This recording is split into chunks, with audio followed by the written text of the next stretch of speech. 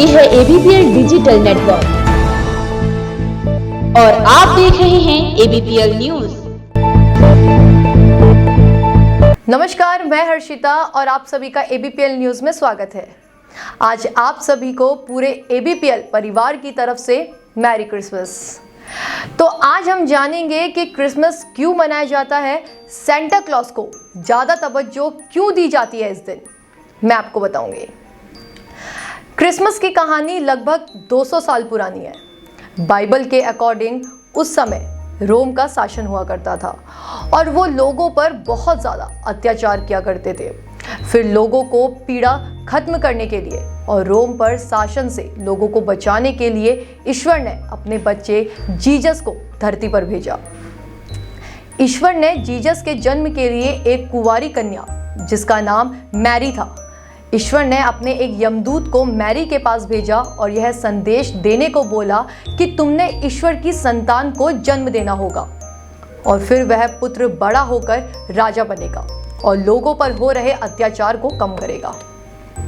लेकिन मैरी यह सुनकर तुरंत बोली कि यह कैसे मुमकिन है, मैं एक संतान को कैसे जन्म दे सकती हूँ, मैं तो एक कुंवारी लड़की हूँ। फिर ईश्वर ने यमदूत को जोसेफ नाम के इंसान को संदेश भिजवाया कि तुम्हें एक मैरी नाम की कन्या से विवाह करना होगा जो ईश्वर की संतान को जन्म देगी। फिर मैरी और जोसेफ का विवाह हो गया। अब जिस दिन मैरी जीसस को जन्म देने वाली थी, उस दिन जोसेफ और मैरी बैटल हब को जा रहे थे और उस दिन वहां बहुत ज़्यादा भीड़ थी और उन्हें वहां कहीं भी रहने को जगह नहीं मिल पा रही थी। तो फिर उन्होंने एक कस्बे में रात गुजारी और उसी दौरान जीसस का जन्म हुआ। और तो उसी वक्त आसमान में एक चमकता सितारा चमका जिससे लोगों को पता चल गया कि प्रभु ने धरती पर जन्म ले लिया है। इस दिन की भविष्यवाणी पहले ही हो चुकी थी कि जिस दिन आकाश सबसे ज्यादा चमकेगा तो समझ लेना कि तुम्हारे प्रभु ने इस धरती पर जन्म ले लिया है। प्रभु के जन्म से सब लोग खुश हो गए और फिर ईसा मसीह ने लोगों के साथ रहकर लोगों की मदद करना शुरू कर दिया था। जीसस ने हमेशा सबको भाईचारे और प्रेम से रहने का संदेश दिया है। वह हमेशा कहते थे कि कोई भी तुम्हारा बुरा करता है तो उनसे भी प्यार से पेश आओ और अपने शत्रुओं के साथ भी प्रेम से रहो। जैसा कि आप सभी जानते हैं कि क्रिसमस के दिन जीसस का जन्म हुआ था, इसी की खुशी में क्रिसमस मनाया जाता है। लेकिन सेंटा के बिना क्रिसमस बिल्कुल अधूरा है। बच्चों के लिए तो क्रिसमस का मतलब ही सेंटा है। आज भी दुनिया में हर बच्चा क्रिसमस की रात को यही सोचकर सोता है कि सेंटा क्लॉज जरूर आएगा।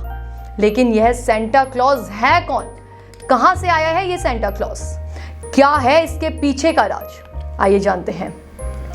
सेंटा की स्पेलिंग SANTA, अगर अक्षरों को यहां वहां करके लिखें तो SATAN यानी कि सतन बनता है। सतन का मतलब डेविल।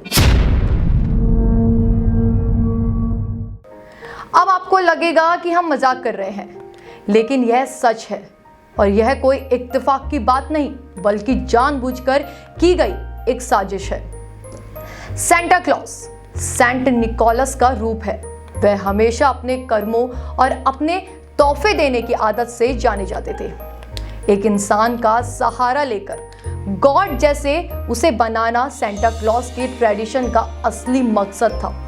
यह ट्रेडिशन पहले यूरोप में फैला और फिर वह अमेरिका तक पहुंचा।